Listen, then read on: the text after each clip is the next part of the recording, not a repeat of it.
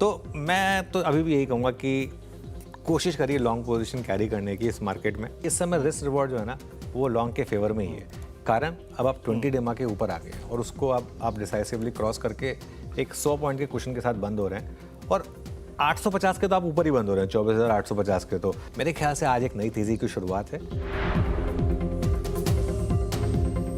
आज कल के मुकाबले क्लोज काफ़ी बेटर है क्योंकि 2:15 बजे से ऐसा लग रहा था कि आप कंप्लीटली कोलैप्स कर रहे हैं, लेकिन उसके बाद जिस तरीके से मार्केट ने वापस एक रैली दिखाई, हाँ हम 25,000 को नहीं क्रॉस कर पाए, लेकिन कल सुबह अगर होपफुली सब कुछ ठीक रहा, कोई बहुत ज़्यादा ग्लोबली डिस्टर्बेंस नहीं आई, तो मुझे लग रहा है कि फिर हम एक गैप के साथ 25,000 को क्रॉस करेंगे। बन चुका है मार्केट में एक बेस फॉर्मेशन और यहाँ से अब हम आगे बढ़ने के लिए तैयार हैं होपफुली।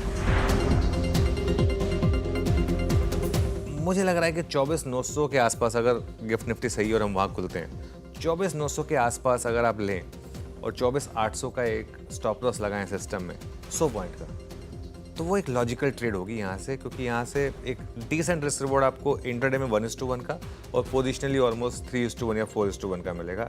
स्टॉप लॉस लगा तो बैड लक, लेकिन ट्रेड यही है आज।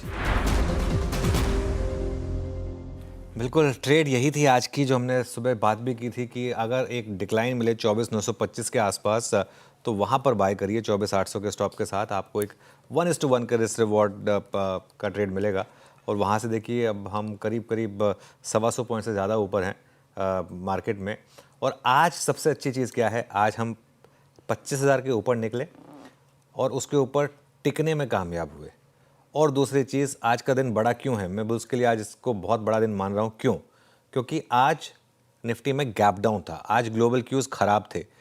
इसने एक और चीज़ आपको बता दी है कि वो जो जीएसटी कट वाली अनाउंसमेंट थी, उसने मार्केट को एक बिल्कुल सटीक बॉटम बना कर दिया है। मंडे, ट्यूसडे और अब वेंसडे, तीसरा दिन रनिंग जहाँ पर मार्केट ने अच्छी तेज़ी दिखाई है। एक और इंटरेस्टिंग चीज़ हुई आज कुछ देर में डिटेल में डिस्कस करेंगे हम। आज आईटी शेयरों ने लीड किया, फ्रंट से मैसिव रैली देखने को मिली। सुबह वीक था आईटी स्टॉक्स नैस्डैक की वजह से, लेकिन उसके बाद जब वो घूमे और क्या शानदार तेज़ी, अब आप देखिए आईटी स्टॉक्स में मैसिव मूव। हालांकि बैंक निफ्टी अभी भी सुस्त है, लेकिन बैंक निफ्टी ऑब्वियसली उतना नहीं गिरा जितना आज आईटी में रैली हो गई, तो उस वजह से बैंक निफ्टी सिर्फ 1/4% निफ्टी बैंक डाउन है, जबकि 2% से ऊपर निफ्टी आईटी ऊपर है। मिड कैप शेयरों में भी शानदार तेज़ी है। तो कुल मिलाकर सभी चीज़ें मार्केट के लिए अच्छी हुई। एक ही बस थोड़ा सा झटका था मार्केट के लिए, हालांकि वो स्टॉक बहुत बड़ा नहीं है, लेकिन सेंटिमेंट के हिसाब से वेदांता पर जो डीमर्जर का जो लैंग्वेज जो निकल कर आई, वो आई थिंक थोड़ी सी डिसअपॉइंटिंग थी और उस वजह से ये स्टॉक जो है अभी भी डे लो पर, लेकिन ओवरऑल मार्केट में शानदार तेज़ी। वीरूश्रा, गुड आफ्टरनून। Good afternoon. बिल्कुल, मार्केट में शानदार तेजी और निफ्टी डेज हाई के पास नजर आएगा आपको 25,064 के लेवल पर। 25,000 के ऊपर टिकने में हम कामयाब। बैंक निफ्टी जैसा कि आप डिस्कस कर रहे थे, वहाँ परेशानी देखने को मिल रही है, लेकिन आईटी का साथ आज के सत्र में देखने को मिला है। अब कितना इंपॉर्टेंट कि हम 25,000 के ऊपर ही क्लोज दें, साथ ही अब कौन से लेवल्स होंगे जो हमें वॉच करना चाहिए? अब स्ट्रेंथ नज़र आ रही है निफ्टी, साथ ही बैंक निफ्टी से क्यों नहीं हो पा रहा पिछले कुछ सत्रों से, क्यों रिलेटिवली अंडर परफॉर्म कर रहे हैं, क्या लग रहा है? बिल्कुल, देखिए फर्स्ट थिंग्स फर्स्ट, एक चैनल पर अप्रोच ये हुई कि पोजिशनली अब इस मार्केट में लॉन्ग रहना है आपको, और एक स्टॉप लॉस के साथ शुरुआत में वो स्टॉप लॉस 24,750 का था, फिर 24,850 का आया और अब 24,900 950 भी हो सकता है। आज का लो जो है 24,930, अब वो आपके लिए नया स्टॉप लॉस है। क्यों? क्योंकि आज आपने एक गैप डाउन दिखाया और वहाँ से मार्केट रिकवर हुआ। जब भी इस तरीके के ट्रेंडिंग मार्केट में गैप डाउन हो, वहाँ से मार्केट घूमे, वो आपको अपने आप एक नया लॉजिकल स्टॉप लॉस दे देता है। और आज मार्केट ने बहुत फर्मली हायर हाई और हायर लो बनाया है। आज का लो कल के लो से कहीं बेहतर, आज का हाई कल के हाई से कहीं बेहतर। और अब वो जो 20 डेमा है 24,800 का लेवल, अब आप उसके डिसाइसिवली ऊपर हैं, अब आप उसके 1% ऊपर आ गए हैं। 25,070 मतलब 250-270 पॉइंट का क्वेश्चन हो गया है। तो अब मार्केट के लिए ये एक बहुत बड़ा पॉजिटिव ट्रिगर है। देखिए, कई बार मार्केट्स ना आपको सेंस दे देता है, जैसे वो पिछले हफ्ते आपको याद होगा, तब तक तो खैर वो इंडिपेंडेंस डे वाला मामला आया नहीं था, लेकिन जब वो 6 हफ्ते की रेड कैंडल पलट कर मार्केट ने ग्रीन कैंडल बनाई, वहीं शायद मार्केट को कुछ इंडिकेशन मिल गया था। उसके बाद मंडे से तो खैर हमने पलट कर नहीं देखा है। 25,050 वो लेवल है श्रेया, मैं 25,000 भी नहीं, थोड़ा उसको बढ़ा रहा हूँ, 25,050 के ऊपर बंद हुए। वैसे जिस तरीके की मार्केट है ना, मुझे तो हैरानी नहीं होगी अगर कल आप इवन 25 150 25 200 को भी टेस्ट कर रहे होगे। तो निफ्टी पर जो आपकी अगली रेजिस्टेंस है 25,150 से लेकर 25,200 निफ्टी पर, तो अप्रोच वही रहेगी कि आप अपनी लॉन्ग पोजीशंस में बने रहें और 24,950 तक की किसी भी गिरावट में आप बाइंग करें और एक क्लोजिंग बेसिस पर 24,925 का एक स्ट्रिक्ट स्टॉप लॉस रखें। इंटरडे में इसको चाहें तो भले ही थोड़ा सा और नीचे ले आएँ, बट ये मेरे ख्याल से एक अप्रोच काम करेगी। बैंक निफ्टी क्यों नहीं चल रहा है, देखिए इसका कोई कारण नहीं है और ना ही इसका कोई आंसर है। जरूरी नहीं है कि आपके हर सवाल का जवाब मिले। फ्रैंकली मार्केट चल रहा है, at the end of the day that's what matters. इस समय बैंक निफ्टी नहीं चल रहा है, लेकिन आईटी चल रहा है, एफएमसीजी चल रहा है, ऑटो चल रहा है, कोई ना कोई इंडेक्स चल रहा है। तो बैंक निफ्टी में कोई ट्रेड नहीं है। हाँ, एक सपोर्ट है आपका 55,500 पर और एक रेजिस्टेंस है आपका करीब करीब 56,000 पर। Veeru, good afternoon. Veeru, stock specific action कैसा रहा आज? अनुज, गुड आफ्टरनून। श्रेया ने इस प्रकार की लैंग्वेज का इस्तेमाल करा ना, मुझे लग रहा है निफ्टी बैंक डर गया। ये निफ्टी बैंक से क्यों नहीं हो पा रहा है ना? ये निफ्टी बैंक से क्यों नहीं हो पा रहा है अपने आप में? श्रेया, आपने यकीन मानिए, मतलब अच्छा, निफ्टी बैंक हुआ क्या है अब? इसके चलते निफ्टी बैंक ने 20 डे को रीगेन कर लिया। मतलब पॉइंट में जो कहना चाह रहा था कि आज का लो 10 था, अब निफ्टी बैंक ने 764 पे अभी जो लो लेवल सरेंडर कर दिया था 764, that is 20 day exponential moving average. तो मैं इसीलिए पहला स्टॉक रखना चाहूँगा बैंकों से, और वो रखूँगा दैट्स आईसीआईसीआई बैंक। स्कीम पे रखिएगा ICICI bank heading towards day high, दिन के सर्वोच्च स्तरों पे आके ट्रेड करता हुआ, और 1432 से किसी सिंगल स्टॉक फ्यूचर का अगर मैं बैंकिंग में इस वक्त एक रिवर्सल देख रहा हूँ तो दैट्स आईसीआईसीआई बैंक।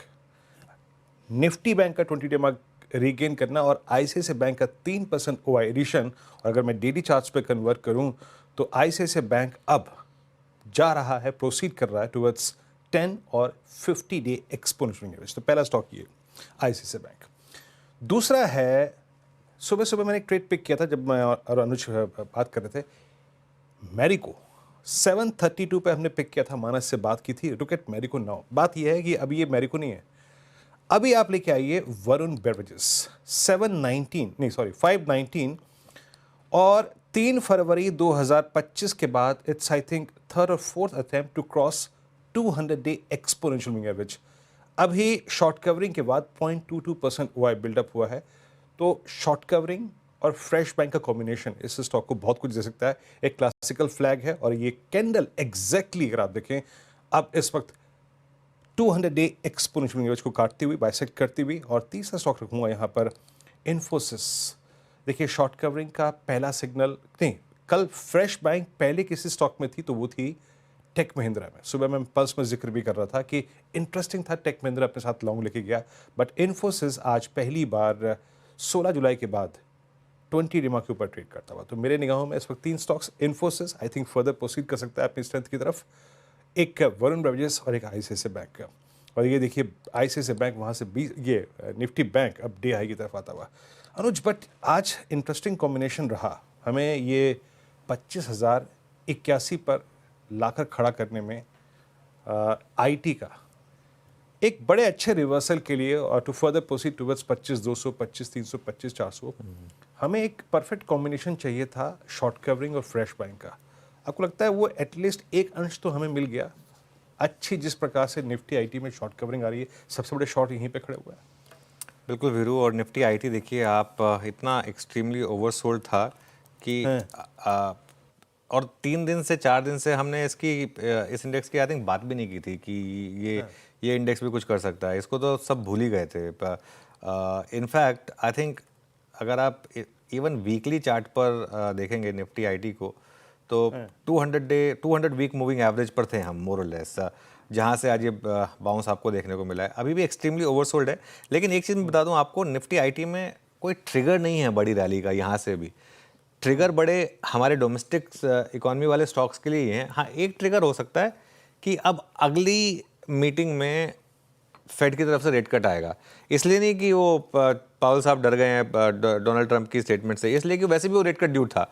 इस वाली जो मीटिंग है उसमें सारी इकोनॉमिस्ट वैसे ही मान के चल रहे थे कि रेट कट आएगा। तो ये रेट कट की होप वाली रैली भी हो सकती है, प्लस ये भी हो सकता है कि 3-4 दिन से किसी का ध्यान ही नहीं गया था आईटी पर, इसलिए भी एक रैली आ गई यहाँ पर। और वैल्यूएशन कंफर्ट भी था आईटी में, इस वजह से रैली आ गई। लेकिन ये बात बिल्कुल सही कही आपने, मार्केट को कहीं ना कहीं से एक सपोर्ट चाहिए था वो आज आईटी की तरफ से मिल गया। अब बस थोड़ा सा सपोर्ट बैंक निफ्टी से और मिल जाए। वैसे ऑलरेडी बैंक निफ्टी भी उस तरफ बढ़ रहा है और अब 25,075 पर आ गए हम निफ्टी पर।